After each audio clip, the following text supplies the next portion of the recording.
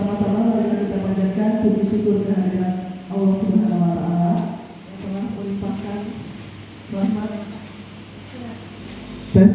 yang telah melimpahkan rahmat serta hidayahnya kepada kita sehingga kita dapat berkumpul pada hari ini di ruangan multimedia SMP Negeri 30 Muara Jambi dalam rangka diseminasi budaya positif oleh Ibu Lydia Siswanti. Tak lupa pula salawat serta salam kita kirimkan kepada junjungan kita Nabi Muhammad SAW dengan lafaz Allahumma sholli ala Sayyidina Muhammad wa ala ali Sayyidina Muhammad. Semoga kita mendapat syafaat beliau di yaumil akhir nanti. Amin, amin ya rabbal alamin. Untuk berkahnya acara pada hari ini, marilah kita mulai dengan pembacaan Ummul Quran yang akan dipimpin oleh Bapak Tarmizi. Kepada Pak Tarmizi, saya persilakan.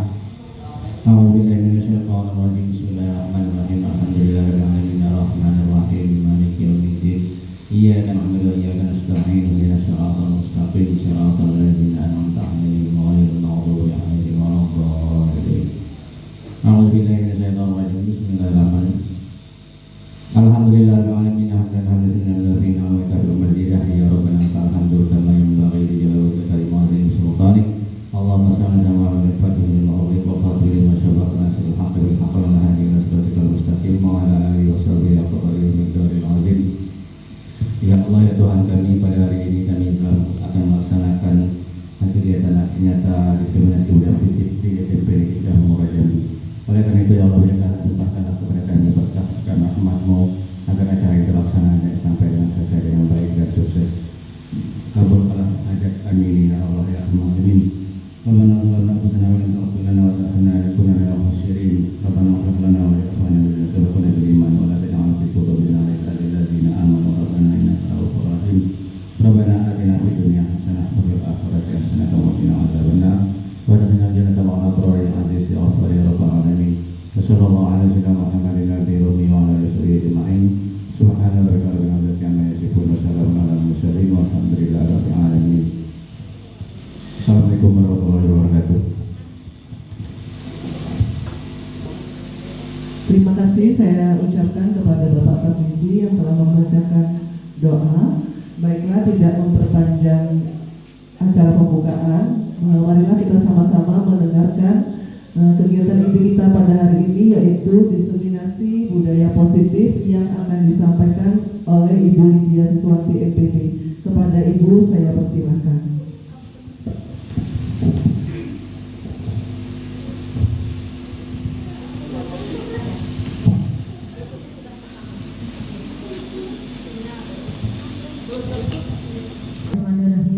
Assalamualaikum warahmatullahi wabarakatuh.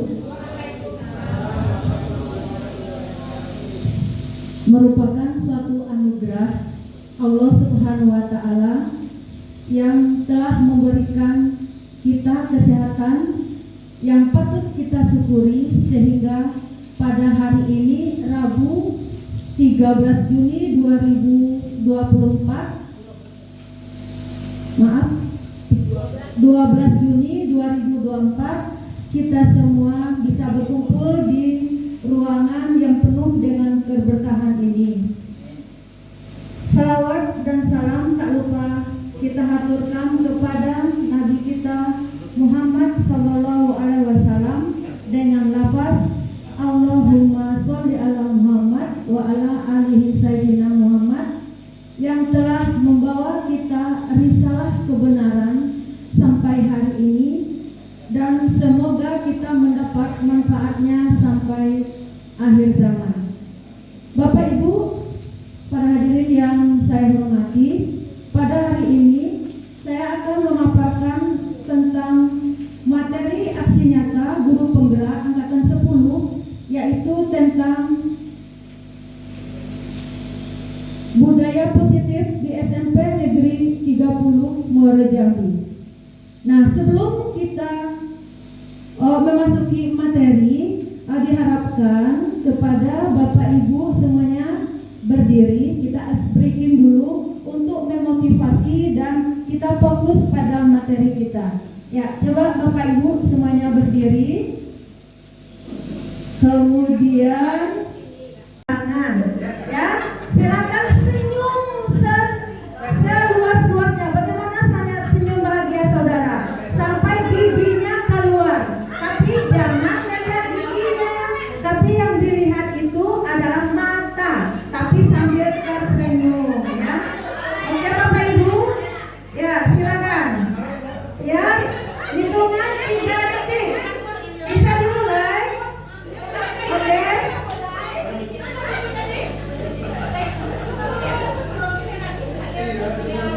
Oke, bisa dimulai. 3, 2, 1. 30 detik. Lihat matanya, mulutnya dibuka. Ini namanya senyum bahagia itu bagaimana? Ya silakan. Jangan dilihat giginya. Tapi giginya harus dibuka, tetapi yang dilihat matanya. Bagaimana menatap matanya? Oke, senyum bahagia. Oke, Bapak Ibu, sudah bahagiakah saudara hari ini? Bapak Ibu, sudah bahagiakah hari ini? Kurang semangat. Sudah bahagiakah Bapak Ibu hari ini? Oke, terima kasih. Silakan duduk kembali. Oke, sepakatan dulu. Contohnya, nomor 1, menghargai siapapun. Yang kedua, menjadi pendengar yang baik. Coba yang ketiga, Bapak Ibu, apa kesepakatan kita? Silakan. Ayo, agar lebih lancar kegiatan kita sepakati dulu kegiatan kita hari ini. Iya. Iya, tepuk tangan dulu untuk Bu Emiati. Ya, silakan ditulis operatornya. Serius dalam melakukan kegiatan. Oke. Ada lagi yang lain? Di hadapan Bapak Ibu kan ada yang merah-merah itu kotak-kotak itu. Itu bagaimana cara kita menyikapinya? Menikmati makanan yang ada di depan atau di meja. Ya, boleh sambil kegiatan kita berjalan secara perlahan. Bapak Ibu silakan dinikmati makanan dan minuman yang telah disediakan.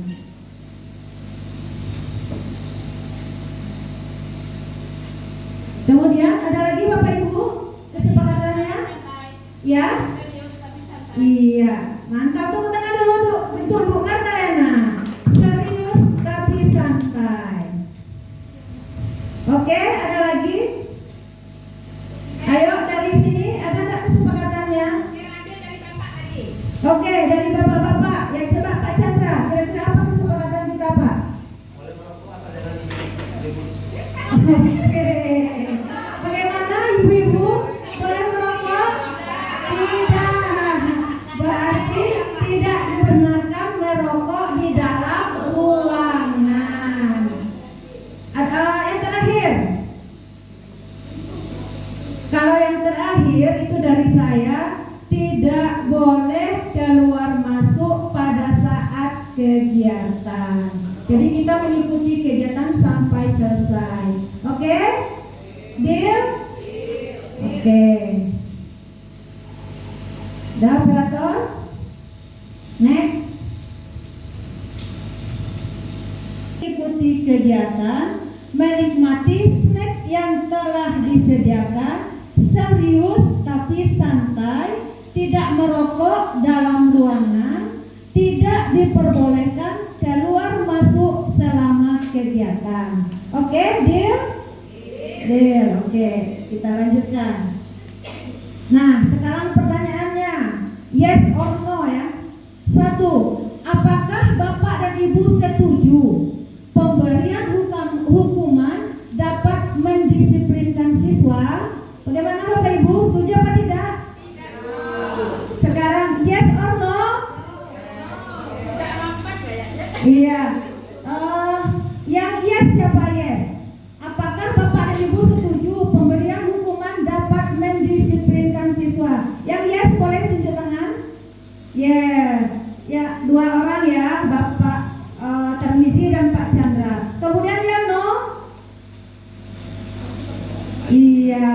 Nanti jawabannya nanti akan terjawab nanti di akhir sesi. Kemudian yang kedua, apakah Bapak Ibu setuju pemberian hadiah dapat meningkatkan prestasi siswa? Yang setuju boleh tunjuk tangan. Yes. Yang no boleh tunjuk tangan. Iya, boleh. Kemudian yang ketiga, guru harus mampu memberikan solusi bagi siswa yang bermasalah. Yes or no? Yang no siapa? Tidak ada. Berarti setuju semua ya. Kemudian yang keempat, apakah guru berperan sebagai teman kepada siswa? Yes or no? Ada yang no? Setuju semua ya? Oke. Semua jawaban yes or no itu nanti akan terjawab di akhir sesi. Oke? Nah, sekarang paradigma belajar menurut Ki Hajar Dewantara. Guru diibaratkan sebagai petani yang memiliki peranan penting untuk menjadikan tanamannya tumbuh subur. Guru akan memastikan bahwa tanah tempat tumbuhnya tanaman adalah tanah yang cocok untuk ditanam. Nah, di sini petani itu diibaratkan kita. Kemudian tanaman itu adalah peserta didik. Mau kita apakan peserta didik itu semuanya tergantung dengan kita. Sama sebagai petani, kalau dia mau menanam padi, kalau ingin padinya subur, ya disiram, kemudian diberi pupuk, dipelihara dan lain sebagainya dengan berbagai cara. Bagaimana caranya untuk menumbuhkan tanaman tersebut agar menjadi subur. Begitupun kita sebagai guru, kalau kita ingin peserta didik kita berprestasi, berakhlak sesuai dengan visi kita, semuanya itu tergantung dengan kita sebagai pendidik, ya. Petani hanya dapat menuntun tumbuhnya padi serta dapat memperbaiki kondisi tanah, memelihara tanaman, memelihara tanaman padi, memberi pupuk dan air, dan membasmi ulat-ulat atau jamur-jamur yang mengganggu hidup tanaman padi lainnya. Ya, seperti itulah kita. Kalau kondisi tanahnya itu sama dengan kondisi sekolah. Kalau lahannya gersang, apakah padinya bisa tumbuh? Tidak, ya. Tumbuh cuman tidak subur. Begitupun dengan kita. Kalau lingkungan atau kondisi sekolah kita kurang kondusif, kurang positifnya, maka keadaannya juga sama seperti padi. Tumbuhnya antara hidup segan, mati tak mau. Oke?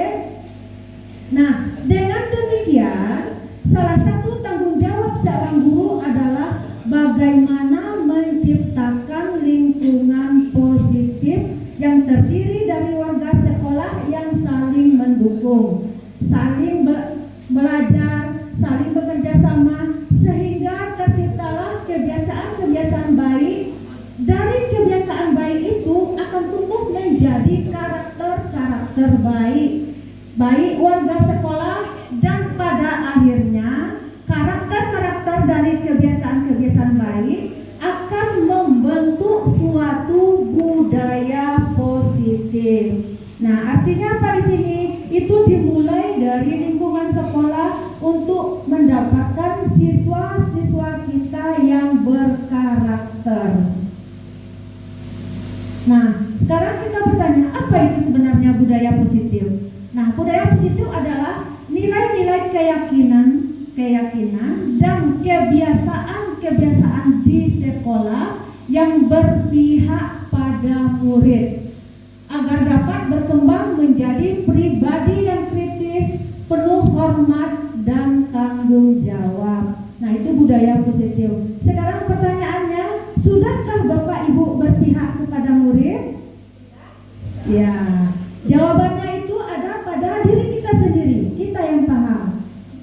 Oke. Nah, kemudian disiplin positif. Dalam budaya kita, makna kata disiplin dimaknai menjadi sesuatu yang dilakukan seseorang pada orang lain untuk mendapat kepatuhan. Kita cenderung menghubungkan disiplin dengan ketidaknyamanan. Contoh, kita sebagai seorang guru dituntut untuk disiplin datang jam 7.30 dan pulang jam 13.20.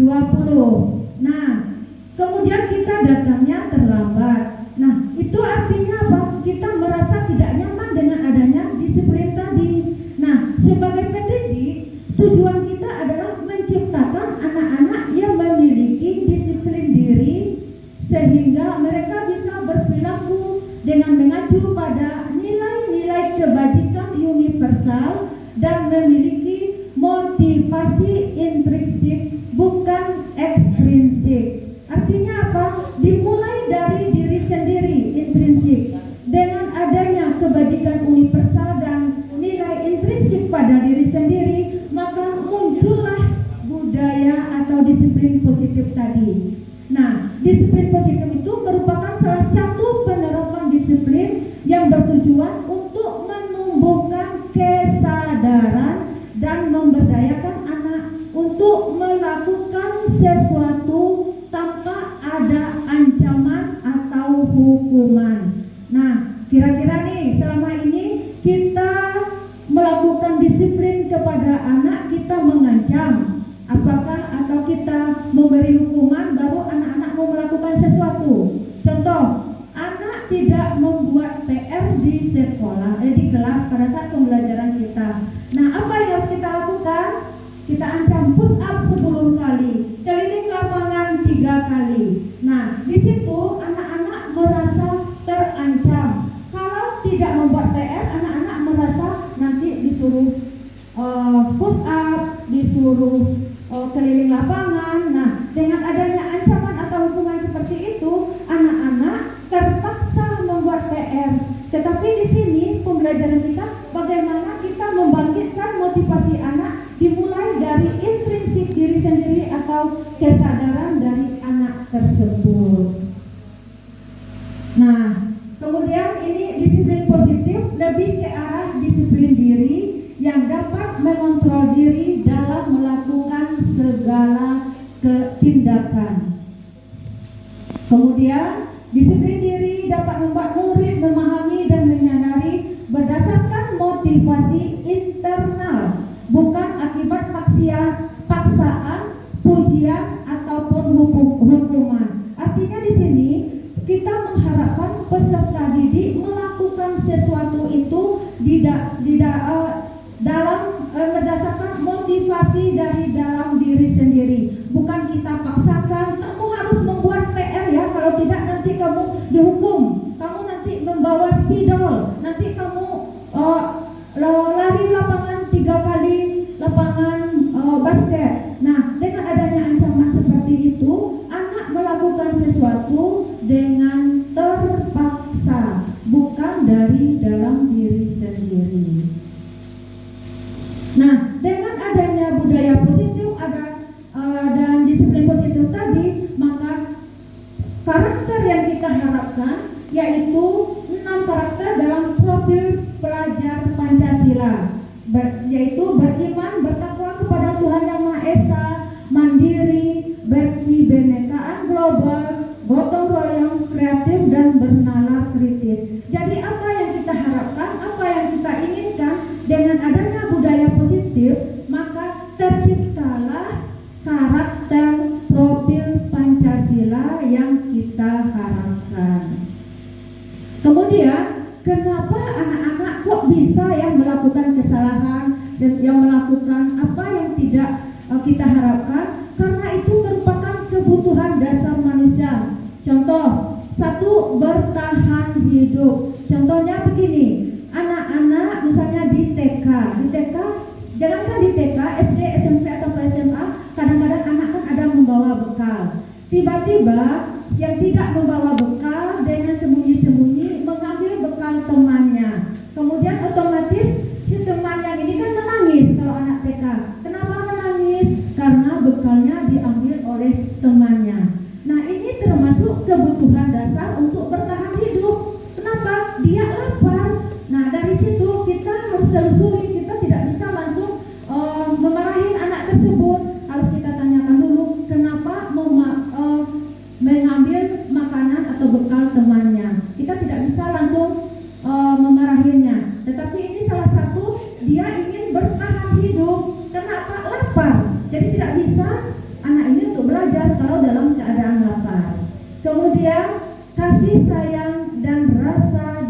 diterima. Nah, kasih sayang di sini, anak-anak tidak bisa dipaksakan untuk melakukan sesuatu yang sesuai dengan keinginan diri kita. Karena apa?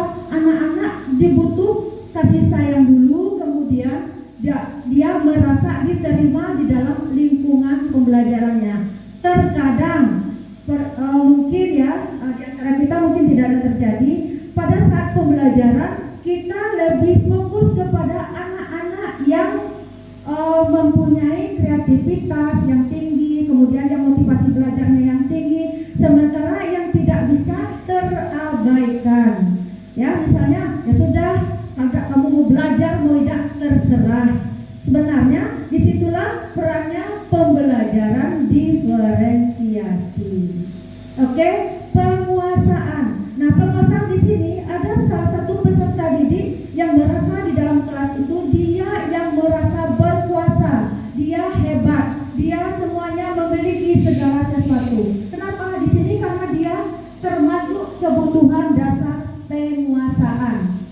Kemudian kebebasan. Kebebasan di sini anak ingin belajar bebas, artinya sesuai dengan bakat, minat, dan kemampuan peserta didik. Kita tidak bisa memaksa anak. Kita harus berbuat A, berbuat B sesuai dengan keinginan guru. Tetapi untuk zaman sekarang kita belajar sesuai dengan bakat, minat, dan kemampuan peserta didik, ditinjau dari kebutuhan peserta didik, yaitu kesiapan belajar, gaya belajar, dan profil pelajar Pancasila atau profil peserta didik. Kemudian kesenangan. Anak-anak juga butuh kesenangan. Anak-anak tidak bisa dikekang. Dia butuh belajarnya menyenangkan. Nah, di sini fungsi kita sebagai guru bagaimana menciptakan pembelajaran yang menyenangkan, yang berpihak kepada murid agar semua murid merasa diperhatikan. Oke. Kemudian motivasi perilaku manusia. Motivasi antaranya menghindari ketidaknyamanan dan hukuman. Di sini contohnya murid melakukan disiplin diri karena ia takut dihukum. Ini merupakan motivasi ekstrinsik, ya, dari luar. Karena apa? Dia melakukan sesuatu karena adanya dorongan, karena adanya disuruh, karena adanya hukuman dan ancaman. Kemudian yang kedua, mendapat imbalan atau penghargaan dari orang lain. Murid melakukan disiplin diri karena ia ingin mendapat imbalan. Ini merupakan juga motivasi ekstrinsik. Kenapa? Dia contohnya seperti ini. Anak-anak datang ke sekolah memakai, misalnya hari Senin, memakai pakaian lengkap, pakai topi, pakai dasi, sepatu hitam, kaos putih. Terkadang itu merupakan motivasi ekstrinsik karena ingin mendapat imbalan atau pujian dari guru. Tetapi ada juga anak-anak yang datangnya dari motivasi dari diri atau intrinsik. Nah, itu yang kita harapkan, ya. Kemudian menghargai nilai-nilai kebajikan dari diri sendiri. Murid melakukan disiplin diri karena sadar akan nilai kebajikan dirinya. Ini merupakan motivasi intrinsik. Jadi inilah yang kita harapkan, yaitu motivasi atau disiplin yang berasal dari dalam diri sendiri. Kemudian konsep disiplin dengan identitas gagal. Nah, di sini hukuman, salah satunya adalah hukuman. Hukuman itu menyakitkan Bapak Ibu. Kemudian tidak nyaman bagi murid takut, murid merasa dipaksa, kemudian murid menyembunyikan kesalahan, dan murid menjadi rendah diri kalau kita memberikan hukuman kepada murid. Kemudian penghargaan. Adakah kita selalu memberikan penghargaan kepada murid? Nah, efeknya tidak efektif. Yang kedua, merusak hubungan. Kemudian mematikan kreativitas. Menghukum dengan sistem ranking, merampas hak menghargai dirinya. Nah, di sini tidak efektif di sini. Kenapa? Karena ini merupakan motivasi ekstrinsik, ya, dari luar. Kenapa? Anak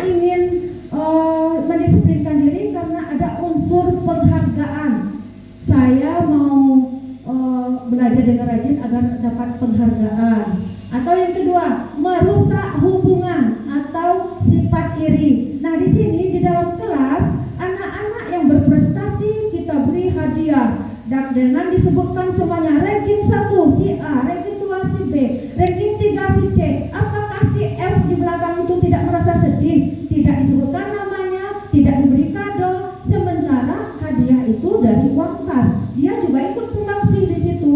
Nah, inilah yang akan merusak hubungan dan peserta didik yang lain merasa iri kepada si yang mendapat hadiah tadi. Kemudian yang ketiga, mematikan kreativitas. Mematikan kreativitas di sini, anak-anak akan berkreativitas kalau seandainya ada penghargaan. Kalau tidak ada penghargaan, berhentilah kita tidak beryeyonya. Kita juga tidak dianggap, kita juga tidak ada dikasih hadiah, kita juga tidak ada dikasih penghargaan. Apakah seperti itu? Tidak, Bapak Ibu. Kita itu untuk melakukan kreativitas, untuk mendisiplinkan diri, itu dimulai dari diri sendiri tanpa harus mendapat penghargaan. Nah, selama ini kita datang pagi-pagi ke sekolah, percuma datang pagi-pagi ke sekolah, juga tidak dianggap, juga tidak dihargai. Percuma kita beryeyonya, kita bekerja di sana, tidak dianggap. Itu karena apa? Itulah yang namanya penghargaan ini. Jadi penghargaan ini mematikan kreativitas. Dengan adanya penghargaan, kita menjadi malas untuk melakukan sesuatu. Karena apa? Karena tidak adanya penghargaan. Nah, oleh karena itu, mulailah dari diri sendiri tanpa harus melakukan sesuatu, tanpa harus mendapat imbalan atau penghargaan.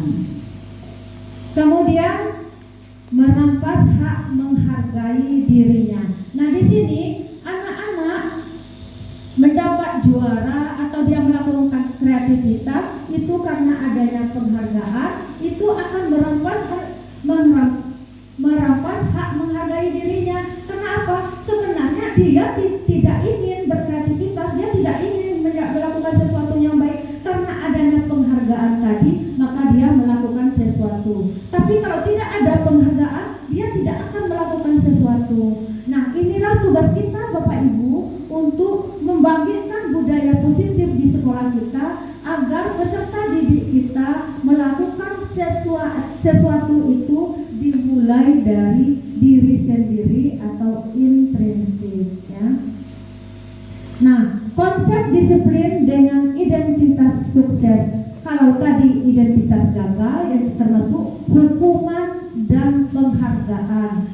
Kalau identitas sukses itu konsekuensi dan restitusi. Tadi hukuman itu identik dengan konsekuensi, tetapi bukan konsekuensi, ya. Hukuman bukan konsekuensi. Kalau konsekuensi penguatan jangka pendek. Contoh, anak-anak pada saat belajar tanpa sengaja si A menyenggol botol minum si B. Tiba-tiba si B menangis, botol air minumnya tumpah. Kira-kira kita memberi hukuman atau konsekuensi kepada si B? Si A tadi, ya, pelakunya si A. Hukuman atau konsekuensi? Konsekuensi. Oke, aplaus dulu untuk Bu Elmiati. Ya. Nah, contohnya apa? Konsekuensi yang kita berikan kepada si A. Konsekuensinya. Kalau hukuman apa yang kita berikan? Kelompok sini? Ya, apa konsekuensinya untuk si pelaku? Ya. Iya, minta maaf. Ada lagi? Dari sini. Ayo, apa konsekuensinya? Ini airnya tumpah, sudah dibelikan, digantikan oleh si A. Kemudian si A harus minta maaf, konsekuensinya. Kemudian apa lagi? Ayo. Ya? Ya, silakan. Ya. Iya, mengulangi tidak akan maksudnya mengulangi agar lebih hati-hati. Nah, itu namanya konsekuensi. Coba kalau kita dalam emosi, nah kamu lagi yang bolak-balik jalan-jalan, nah tumpah air minum si A. Kamu harus menggantikan, kemudian kamu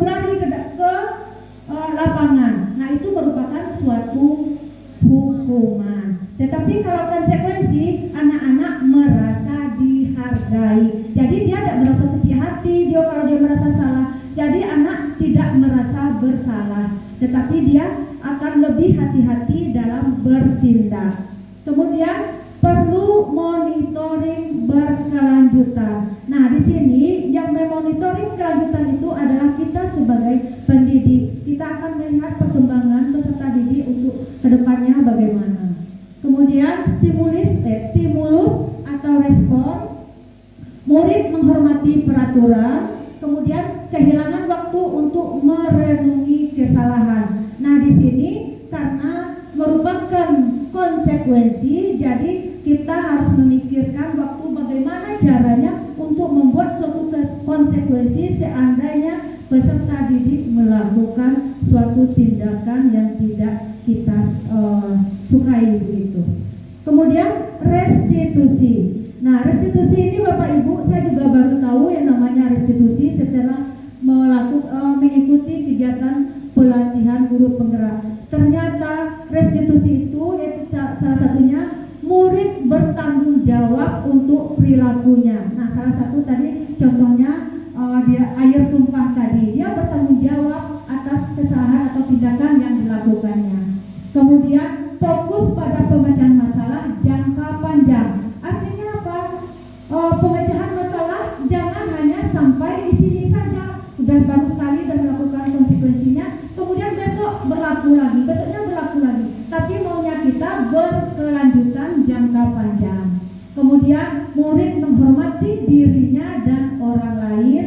Kemudian teori kontrol, dirinya memegang kontrol. Kemudian murid bersemangat memperbaiki kesalahannya. Artinya di sini yang kita harapkan anak selalu memperbaiki dirinya tanpa berbuat lagi. Artinya apa? Kan kita biasanya istilahnya tuh gali lubang tutup lubang, itu maksudnya mengerjakan itu lagi. Tetapi harapan kita setelah kita memberikan konsekuensi, anak itu timbul motivasi disiplin positif dari dirinya dalam jangka panjang dan seterusnya untuk dirinya sendiri. Oke. Kemudian konsep disiplin, pendekatan restitusi, sebuah cara menanamkan disiplin positif pada murid. Nah, disiplin, pendekatan restitusi, sebuah cara mendisiplinkan diri pada murid. Pengertian restitusi. Restitusi adalah proses menciptakan kondisi bagi murid untuk memperbaiki kesalahan mereka sehingga mereka bisa kembali pada kelompok mereka dengan karakter yang lebih kuat. Nah, ini menurut Gosen tahun 2004. Nah, ciri-cirinya yaitu bukan menebus kesalahan, namun belajar dari kesalahan.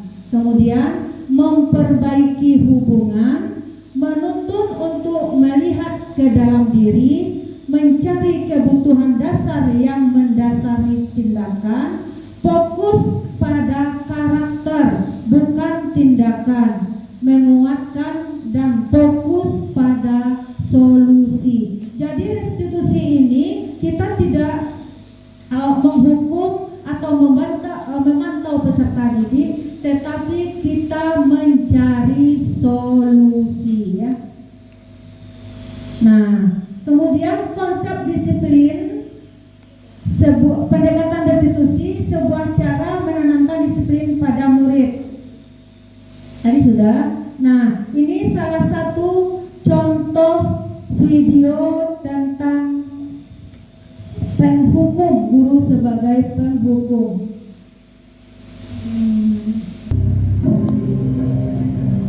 Naren, sini kamu. Selamat pagi, Bu. Selalu terlambat. Kamu deh, pasti terlambat. Maaf, Bu. Saya Apa? Apa coba? Alasan kamu apa lagi? Kapan sih kamu tidak terlambat? Malas sekali ya kamu jadi anak. saya Dasar pemalas. Gak kapok-kapok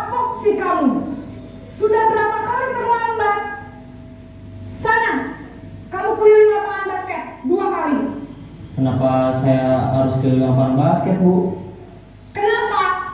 Kamu melawan ibu? Berani-beraninya jawab. Sudah terlambat, masih berani jawab pula. Sekarang, keliling lapangan basket 5 kali sekalian. Biar kapok. Cepat.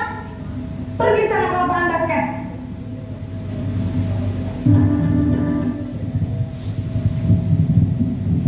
Nah, Bapak Ibu, dari posisi guru tadi sebagai penghukum, kira-kira kondisinya bagaimana?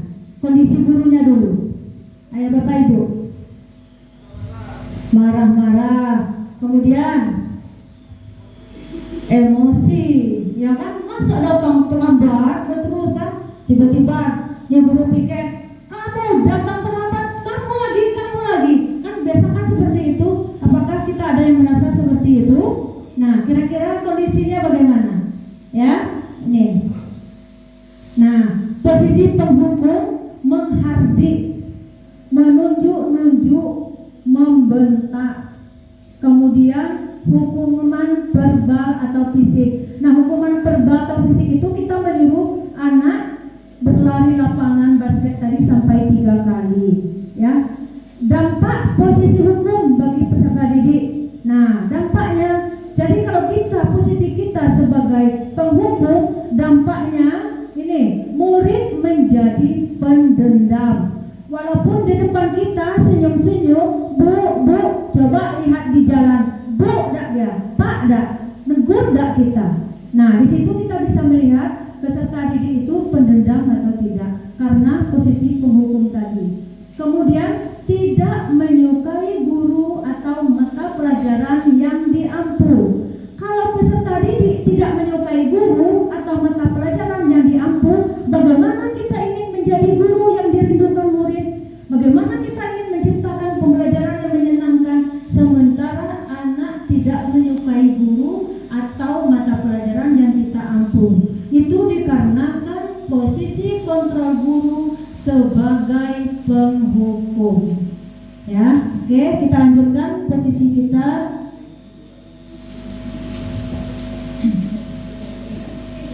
Sebagai posisi pembuat merasa bersalah.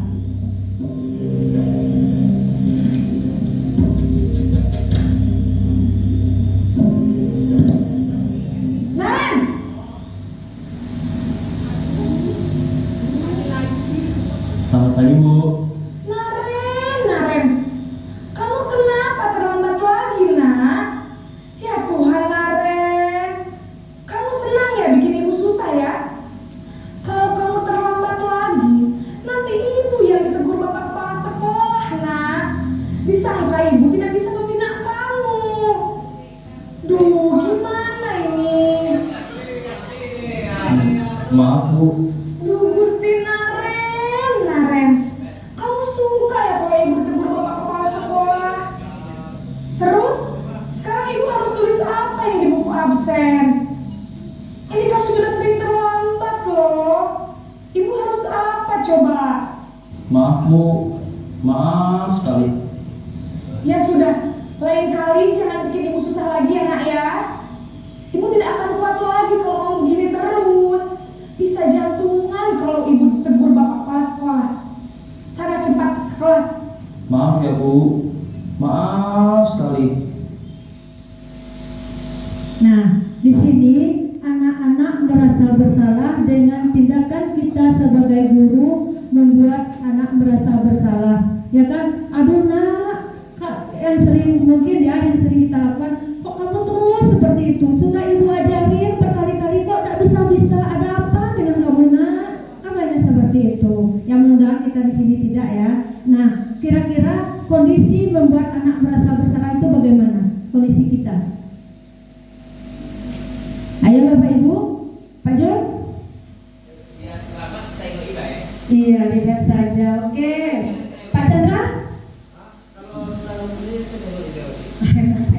Oke, Pak Ferry. Wah, ini bapak-bapak nih. Seperti yang kita lihat video tadi, kira-kira tindakan kita itu bagaimana? Pertama kalau kita lihat posisi, kalau posisi itu kalau di Ada 4 ya. Oke. Tentang serangan keras ya saya mau ngomong lah. Memang saya pernah dengar itu ada cara guru dinasti itu. Saya berbincang-bincang sama guru olahraga. Si Doni membunuh anak kelapa serupa tidak boleh. Fisik gitu. Jadi kami olahraganya bukan dibiasa, mulai menjadi itu dia Doni. Doni yang tegur. Itulah. Jadi Iya. prinsipal lah bagaimana. Iya. Semuanya dikembalikan kepada kita semua. Nah, sekarang kita lihat posisi pembuat merasa bersalah, suara cenderung melembut. Anak, bagaimana ini nak? Kok tak bikin PR nak? Kan seperti itu kan? Kita suara cenderung melembut, tenang, namun kata-katanya menyalahkan murid. Kemudian guru menyatakan hal-hal yang merasa kesalahan ada pada murid dengan membuat guru menderita, ya. Nah, itu yang membuat rasa bersalah. Nah, dampak posisinya yaitu membuat murid merasa bersalah atau identitas gagal. Jadi dia selalu merasa bersalah. Kemudian rendah diri dan menarik diri dari lingkungan. Nah, itu dampaknya kalau kita posisi kita sebagai pembuat rasa bersalah. Next ya, oke, kita lanjutkan. Posisi guru yang ketiga yaitu sebagai teman. Ya.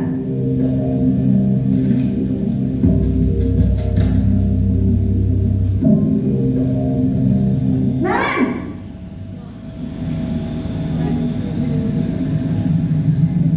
Selamat pagi Bu. wah, sudah jam berapa ini nak? Terlambat lagi ya saya. Iya Bu, habis ibu saya belum membangunkan saya Bu. Kamu malah menyalahkan ibu kamu. Kamu bukannya anak yang larinya paling kencang. Kok terlambat sih?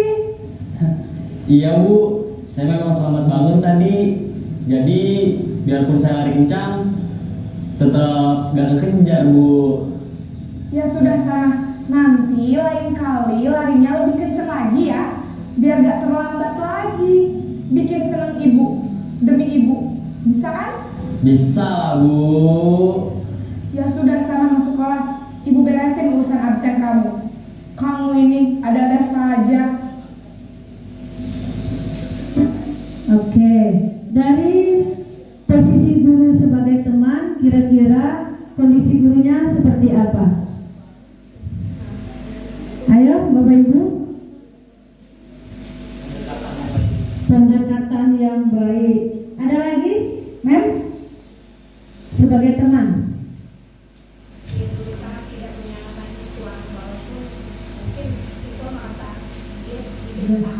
Iya. Oke, kita lihat.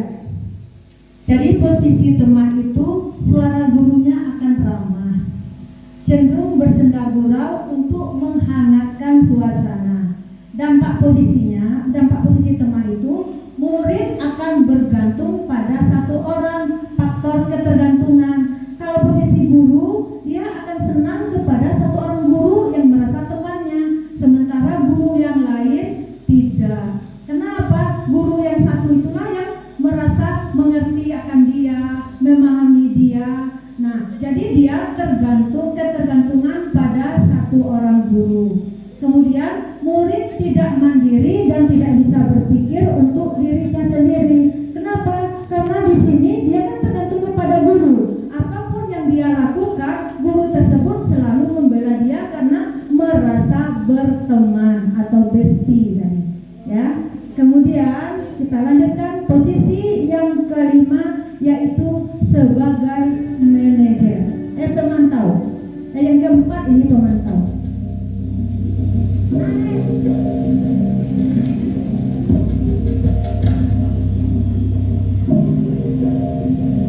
Naren,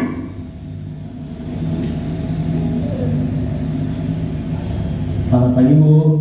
Naren, apa peraturan sekolah kita tentang jam berapa kita harus masuk sekolah, nak? Kita harus di sekolah jam 7 Bu. Iya betul, sekarang sudah jam 7.20. Naren sudah tahu konsekuensinya jika terlambat hadir. Paham Bu, saya harus tinggal kelas pas jam istirahat selama 20 menit. Iya benar, konsekuensinya demikian. Jadi nanti jam 9.30 pas istirahat, kamu harus tinggal di kelas, kerjakan tugas tambahan untuk ketertinggalan kamu, ya. Baik Bu.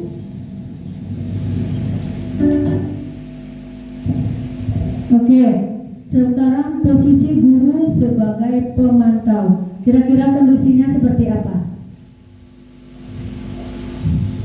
Ya, Pak Tarmizi sebagai pemantau.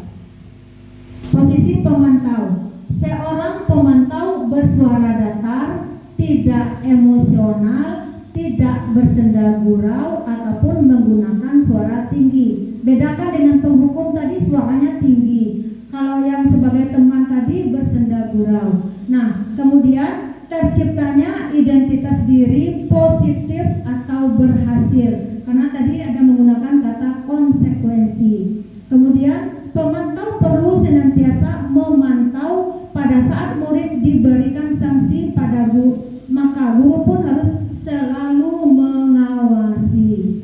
Kemudian dampaknya murid akan menghitung konsekuensi dan hadiah tanpa memahami sepenuhnya nilai kebajikan yang dituju. Kemudian tidak sepenuhnya mandiri. Kalau kita hanya memantau, anak-anak terkadang kalau kita memantau dari jauh, kalau ada kita dia bekerja, kalau tidak ada kita tidak bekerja, karena kita memantau, ya. Oke, kita lanjutkan. Next.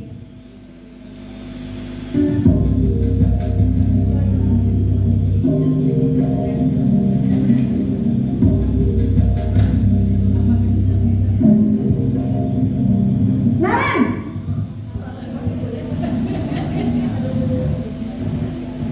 Selamat pagi Bu. Selamat pagi Naren. Maaf Bu, saya terlambat. Iya, sekolah masuknya jam 7, sekarang sudah jam 7.20. Jadi sekarang bagaimana ini Naren? Maaf Bu, saya lupa setel alarm saya semalam.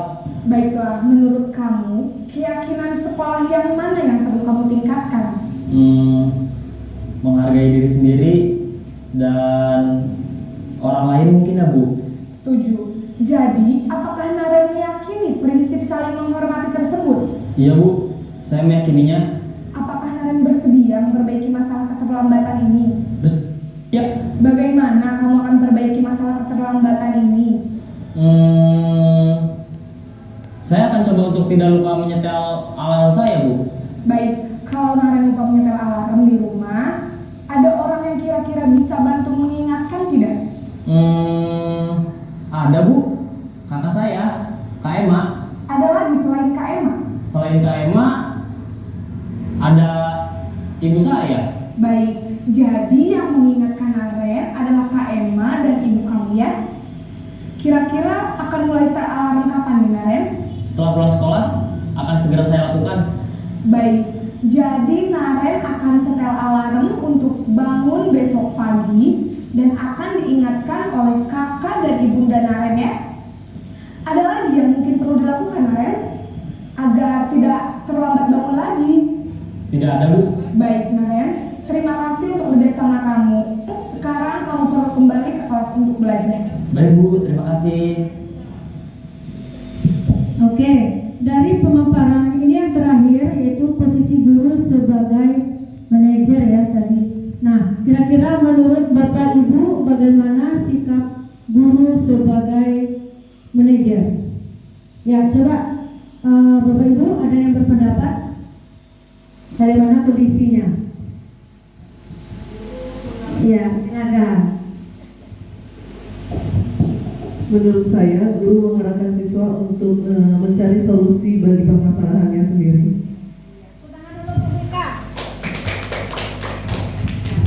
Jadi di sini kalau kita lihat dari 5 posisi kontrol guru tadi, menurut Bapak Ibu yang sudah Bapak Ibu lakukan yang mana, yang akan diperbaiki yang mana? Coba siapa yang berpendapat? Coba Pak Chandra. Yang sudah dilakukan, kalau saya sudah melakukan sebagai penghukum, pemantau juga, sebagai teman juga, tetapi sebagai manajer manajer akan berusaha selanjutnya akan diperbaiki. Nah, bagaimana menurut Pak Chandra?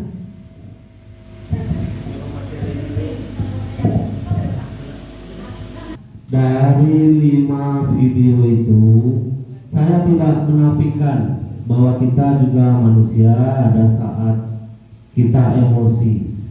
Saya rekonstruksi dari yang sudah saya lakukan dari 5 video itu. Video pertama itu pasti kita lakukan. Kita sebagai teman menanyakan. Yang kedua, terlambat lagi mengingatkan peraturannya. Nah, itu yang video yang berapa tadi? Yang kedua, bukan, yang pertama video nomor 3. Ya, yang kedua sudah kita tanya kenapa terlambat, dia terlambat lagi. Itu lanjut ke posisi kedua, mengingatkan peraturan. Sudah mengingatkan peraturan, masih terlambat. Itu yang kelima, nyari solusi. Selanjutnya yang keempat itu video kedua, mulainya emosi kita, ada perubahan si anak. Nah, lanjut yang kelima, emosi udah tinggi, anaknya juga berubah, nanti nasihati sudah, dipanggil orang tua sudah, tetap tidak berubah. Itu yang terjadi yang kelima. Rata-rata kita di sini tidak mungkin langsung emosi, tapi kalau keseringan melihat anak itu tidak berubah, ujung-ujung pasti emosi. Itu Ya, semua kita pastilah ada yang namanya manusia emosional, tapi ada juga yang sabar. Tetapi di sini kita akan berusaha posisi kita itu menjadi manajer. Tetapi yang namanya penghukum, kemudian membuat anak merasa bersalah, pemantau, dan sebelum manajer itu sebagai teman. Nah, itu semua kita pasti melakukan, tapi itu ada dampaknya terhadap murid. Tetapi mudah-mudahan kedepannya kita bisa membuat lingkungan kita atau budaya positif di lingkungan sekolah kita agar sekolah kita bisa menyenangkan bagi siswa-siswi kita. Jadi anak-anak peserta didik tidak merasa neraka datang ke sekolah, apalagi kalau ketemu polisi sekolah, ya. Jadi di sini kita berharap anak-anak merasa enjoy, merasa aman datang ke sekolah, itu didorong oleh motivasi dari diri sendiri. Oke. Di posisi manajer, guru dapat menerapkan disiplin positif yang berpihak pada murid, yang memerdekakan murid. Artinya apa di sini? Kita tidak menghukum murid, murid tidak merasa bersalah, kita tidak berlaku sebagai teman. Tetapi di sini kita tujuannya untuk menciptakan murid-murid yang mandiri, merdeka, dan bertanggung jawab. Artinya apa? Di sini anak-anak kalau kita berlaku sebagai manajer, anak-anak itu datang ke sekolah dengan motivasi dari diri sendiri, bahkan tidak bakal terlambat. Kemudian dia bertanggung jawab dengan pembelajarannya, serta dia merasa tidak dipaksakan atau dia merasa merdeka. Maka muncullah kurikulum merdeka, ya. Posisi kontrol restitusi. Di antara kelima posisi kontrol tersebut, sebaiknya guru menggunakan posisi kontrol manajer. Kemudian untuk membuat disiplin positif, kita harus membuat keyakinan kelas. Mengapa keyakinan kelas itu? Mengapa tidak peraturan? Jadi peraturan itu sifatnya memaksa, kalau keyakinan itu membuat suatu motivasi dari diri sendiri.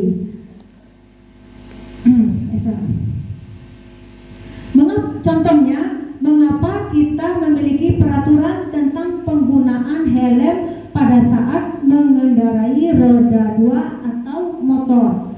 Apakah kita pakai mobil pakai helm? Tidak kan? Nah, kemudian kan yang kedua, mengapa kita memiliki peraturan tentang penggunaan masker dan mencuci tangan setiap saat? Nah, keyakinan kelasnya kira-kira apa? Kenapa kita harus memakai helm?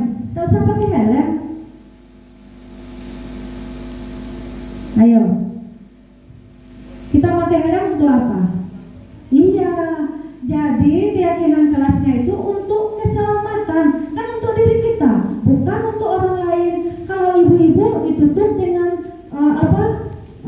ini yang di depan sini warna hitam agar skincare-nya tidak luntur, kan ada manfaatnya juga untuk diri kita. Kemudian, mengapa kita memiliki peraturan tentang penggunaan masker dan mencuci tangan setiap saat? Keyakinan kelasnya kira-kira apa?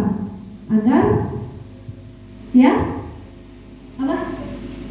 bersih, kita menjaga kebersihan.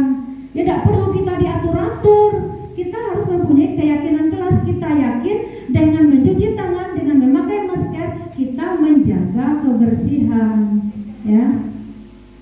Bagaimana pembentukan keyakinan kelas?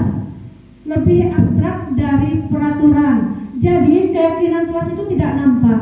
Ya, contohnya tadi kita memakai helm. Untuk apa memakai helm? Ya, untuk keselamatan kita, kan abstrak. Kemudian berupa pernyataan universal. Nah, pernyataan di sini tidak, misalnya kalau buanglah sampah pada tempatnya, itu kan dilarang buang sampah di sini. Itu peraturan. Kalau keyakinan, buanglah sampah di tong sampah misalnya ya. Kemudian dibuat dalam bentuk positif, sedikit saja agar mudah diingat, kemudian sesuai dengan kondisi kelas dan sekolah agar mudah diterapkan. Semua warga kelas sekolah dilibatkan saat membuatnya. Jadi jangan guru baik yang bikin keyakinan kelas atau sekolah, semuanya terlibat. Kemudian motivasi perilaku manusia. Ada 3 perilaku manusia. 1, untuk menghindari ketidaknyamanan. Yang kedua, untuk mendapatkan imbalan atau penghargaan. Dan yang ketiga, untuk menjadi orang yang mereka inginkan dan menghargai diri sendiri dengan nilai-nilai yang mereka percaya. Nah, itu motivasi perilaku manusia ya. Kemudian keyakinan kelas atau sekolah. Nah, keyakinan sekolah atau kelas, guru berperan dalam mewujudkan terbentuknya keyakinan sekolah atau kelas dengan adanya kesepakatan antara guru dan murid. Tujuannya apa? Ada kesepakatan kelas itu, keyakinan kelas, agar pembelajaran lebih menyenangkan dan berpihak kepada murid. Kemudian keyakinan sekolah atau kelas berupa pernyataan-pernyataan universal yang mudah diingat, dipahami dan harus diterapkan di lingkungan sekolah.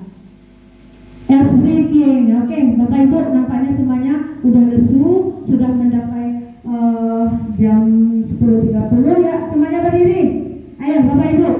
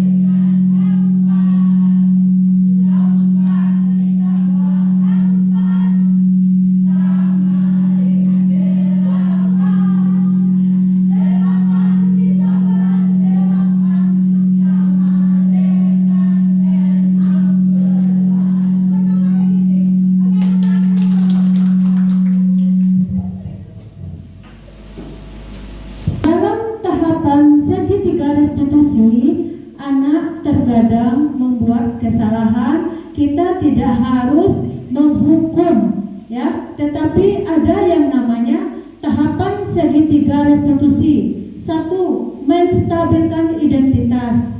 2. Validasi tindakan yang salah. Yang ketiga, menanyakan keyakinan. Hussein, ini contoh ya.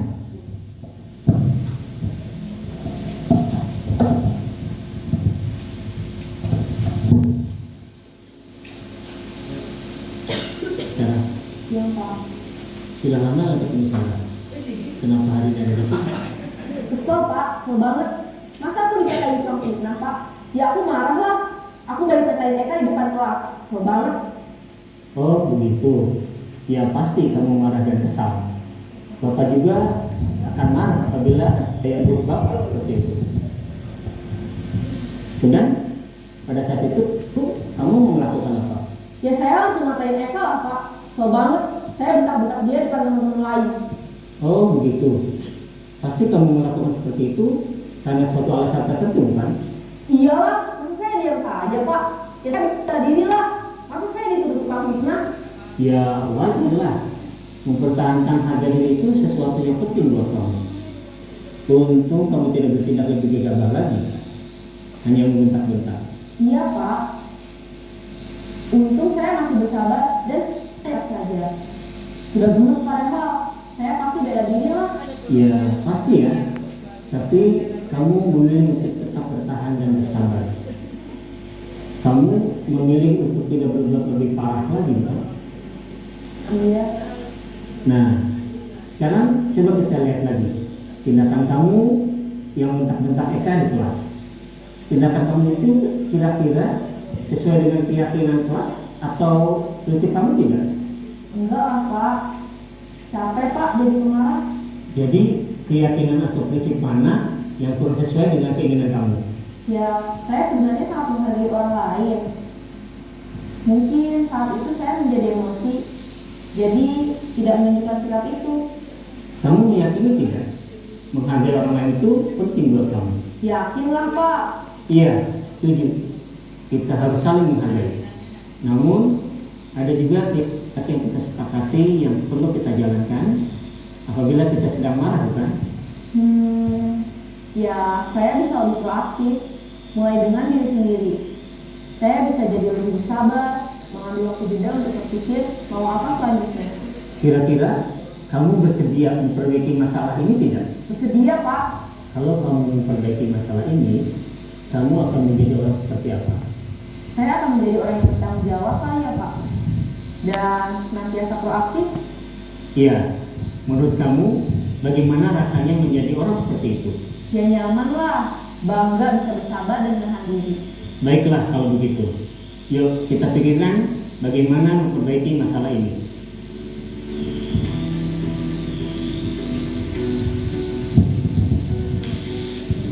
Oke, Bapak Ibu, adakah di antara Bapak Ibu yang melakukan ini namanya segitiga restitusi? Pertama, kita menstabilkan identitas, membuat keyakinan kepada anak. Kira-kira ada enggak kalau anak melakukan kesalahan? Ada Bapak Ibu? Kalau seandainya anak kan tadi ceritanya anak itu marah-marah kepada temannya karena difitnah. Kira-kira ada enggak Bapak Ibu yang menemui masalah atau kasus seperti itu? Berarti aman ya di SMP 30. Ya mungkin kita menghadapi masalah seperti itu, cuman belum sepenuhnya kita menerapkan segitiga restitusi itu. Tapi mudah-mudahan kedepannya kita bisa belajar dari video tadi ya. Kemudian menstabilkan identitas. Nah di sini kalau anak mempunyai masalah, kita menstabilkan identitas itu dilakukan berdasarkan prinsip bahwa membuat kesalahan adalah bagian dari proses. Jadi kita tidak langsung memarah-marahi anak, tetapi kita stabilkan dulu. Nah kemudian yang nantinya akan menggeser identitas gagal ke identitas sukses. Nah harus distabilkan dulu identitas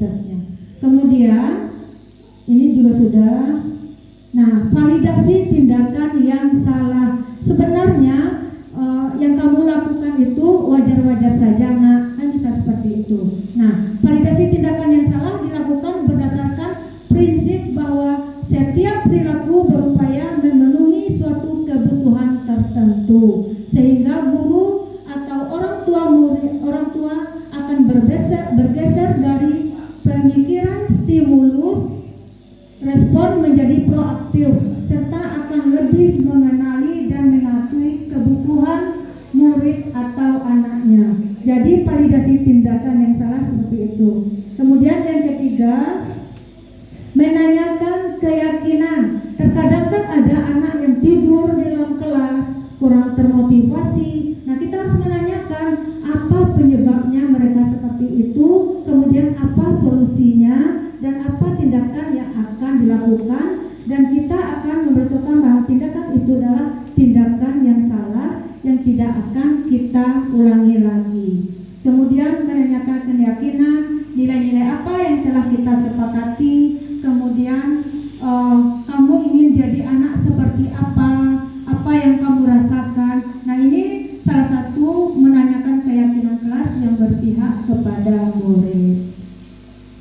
Kemudian seorang guru yang baik harus memiliki kemampuan dalam mewujudkan budaya positif di sekolah.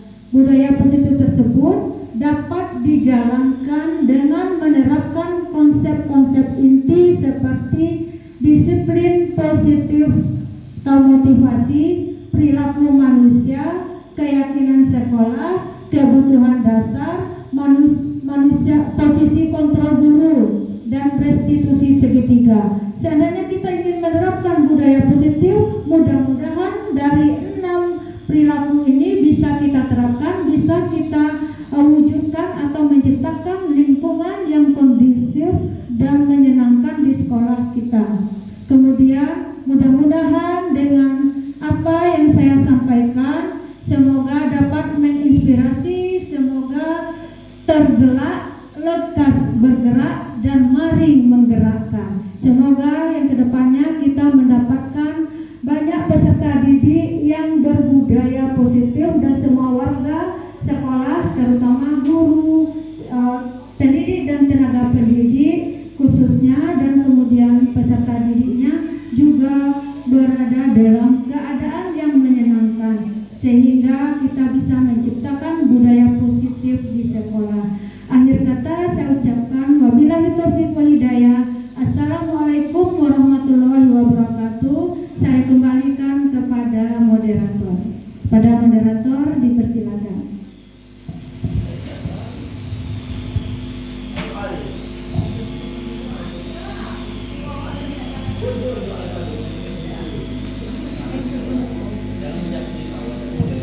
Baiklah, demikian tadi pemaparan mengenai budaya positif yang telah disampaikan oleh Ibu Lydia.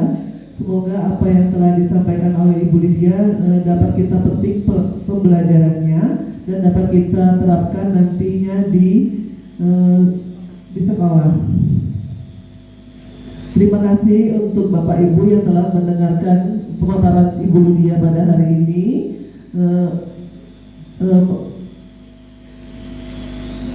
Marilah kita tutup kegiatan pada hari ini dengan alhamdulillahirabbil alamin. Kegiatan hari ini saya tutup dengan wabillahi taufiq